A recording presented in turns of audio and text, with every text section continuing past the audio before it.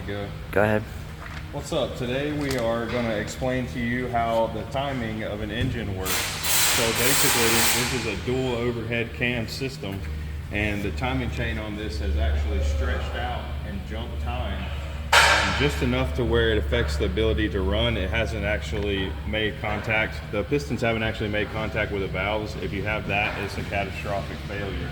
So what's happened here is my timing chain tensioner has lost its prime and is unable to keep the correct tension on the timing chain.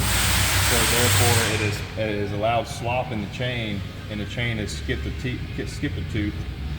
So what we have to do now is we have to remove all these chains, set the crank gear and the cam gears in time with each other, and replace the chains and the tensioners. These are just idler gears, but they are driven by this crank, and these gears actually have another gear on the inside that turns the cams. And what does that do for a motor? Keeps it synchronized, make sure each cylinder is firing correctly and on time the way it's supposed to.